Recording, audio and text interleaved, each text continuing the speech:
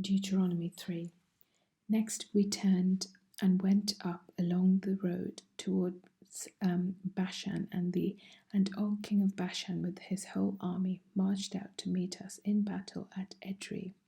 The Lord said to me, "Do not be afraid of him, for I have delivered him into your hands along with his whole army and his land.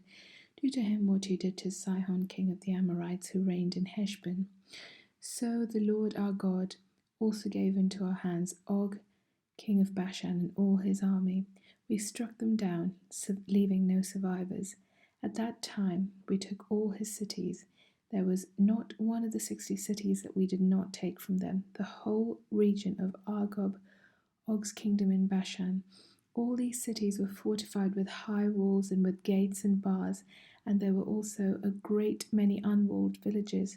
We completely destroyed them, as we had done with Sihon king of Heshbon, destroying every city, men, women, and children. But all the livestock and the plunder from their cities we carried off for ourselves. So at that time we took from these kings of the Amorites the territory east of the Jordan, from the Arnon Gorge as far as Mount Hermon. Hermon is called Syrian by the Sidonians, and Amorites call it Senir. We took all the towns on the plateau, and all Gilead and all Bashan as far as Selecah and Edrei, towns of Og's kingdom in Bashan. Og, king of Bashan, was the last of the Rephaites. His bed was decorated with iron and was more than 9 cubits long and 4 cubits wide. It is still in Rabbah of the Ammonites. Of the land that we took over at that time, I gave the Reubenites and Gadites the region north of Aroer by the Arnon Gorge, including half the hill country of Gilead, together with its towns. The rest of Gilead and also all of Bashan, the kingdom of Og, I gave to the half-tribe of Manasseh. The whole region of Argob in Bashan used to be known as a land of the Rephaites. Jair, a son of Manasseh, took the whole region of Argob as far as the border of the Geshurites and the Maccathites. It was named after him, so that to this day Bashan is known as Havoth Jair.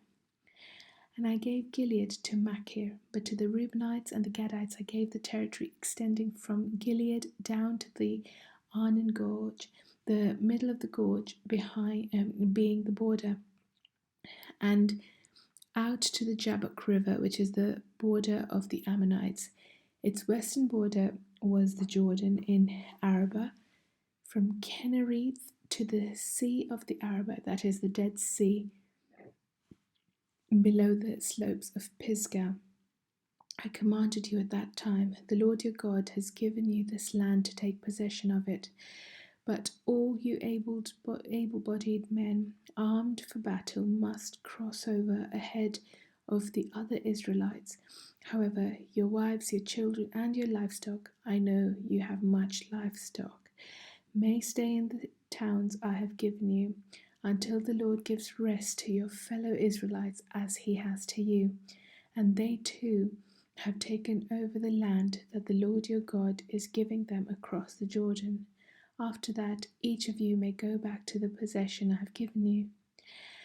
At that time I commanded Joshua, you have seen with your own eyes all that the Lord your God has done to these 2 kings.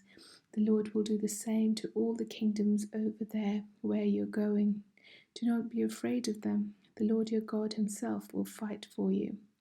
At that time I pleaded with the Lord, Sovereign Lord, you have begun to show your servant your greatness and your strong hand. For what God is there in heaven or on earth who can do the deeds and mighty works you do?